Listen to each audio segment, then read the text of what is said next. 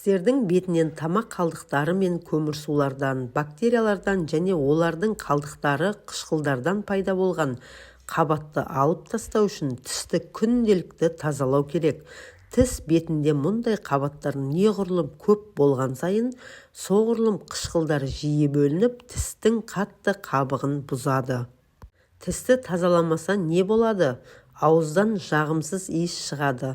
Ауыздан жағымсыз иіс шықпау үшін адам күнделікті тістегі артық қалдықтарды тазалап тұру керек. Неғұрлым бактерия көп болған сайын, соғұрлым иіс қаттырақ шығады. Яғни кариес пайда болады. Бактериялар қабаты көбейген сайын эмальдің күші азаяды. Сол себепті бактериялар тістің әлсіз тұстарына оңай жетеді. Нәтижесінде тісте тесіктер пайда болады. Тіс тасы пайда болады. Тіс тазаланбаса, жиналған қабат қалыңдап қатып қалады. Кейін ол тіс тасына айналады.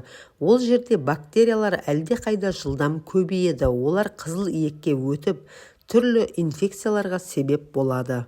Қызыл иек нашарлайды. Қызыл иектің қабынуының алғашқы кезеңі гингивит деп аталады. Қызыл иек ісініп, қан кетеді, бірақ тістің өзіне айтарлықтай әсер етпейді. Әрі қарай тісті орнында ұстайтын құрылымдар қабынған кезде пародонтит пайда болады. Тіс босап, айналасында іріңді қуыстар пайда болады. Ауыздың иісі күшейеді, шайнау өте қиын болады. Тіс түсіп қалады. Қызыл иекті уақытында емдемеу тістің түсуіне себеп болады. Кейде тіпті имплант салудың өзі қиын болады. Тіс түсіп қалса, тамақ шайнау қиынға соғып, ары қарай асқазан ауруына алып келеді. Назарларыңызға тісті тазалауға арналған кеңестерді ұсынамыз. Біз әдетте тым жұмсақ немесе тым қатты щетканы таңдаймыз. Тіс щеткасы мен пастасын қалай таңдау керек? Тіс щеткасының қатты да емес, жұмсақ та емес, орташа түрін таңдау керек. Щетканың сабы ұзын әрі резиналы түрін таңдаңыз. Тіс жиегі ауыратындар мен 12 жасқа дейінгі балаларға жұмсақ щеткаларды таңдау керек. Тіс щеткасының басы 2-3 см, ұзындығы 2 см болу керек. Бір щетканы ұзақ уақыт қолдануға болмайды. Әрбір 3 айда щетканы ауыстырып тұрыңыз. Біз әдетте щеткаға пастаны көп жағамыз. Пастаны щетканың жартысына ғана жақсаңыз жеткілікті. Тіске құрт түскен болса, құрамында фторы бар пастаны таңдаңыз. Құрамында калий, аргинин, гидроксиапатит элементтері бар паста тіске пайдалы. Тісті оңнан солға қарай емес, жоғарыдан төмен қарай ысқылаңыз. Тісті 3 минут жуыңыз. Жоғарғы тістерді жоғарыдан төмен қарай, төменгі тістерді төменнен жоғары қарай ысыңыз. Тіс жуып болған соң тіліңізді жуыңыз. Тісіңізді жуып болған соң щеткаңызды сабындап жуып қойыңыз. Тісті күніне таңертең және кешке 2 мезгіл жуу керек. Тісте пайда болған тасты дәрігерге жүгініп тазалатып алуға болады.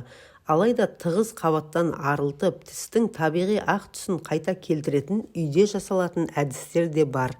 Халықтық тәсілдердің ішінде қарапайым ас содасының тіс тасын кетіруге пайдасы мол.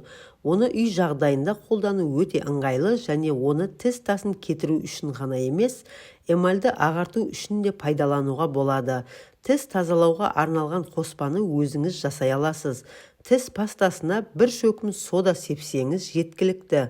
Мұндай қоспамен тісті аптасына бір рет тазаласаңыз болады. Ас содасымен тісті тазалауды жиі қолдансаңыз, тістің эмалін жұқартып және бүлінуге әкеліп соғуы мүмкін.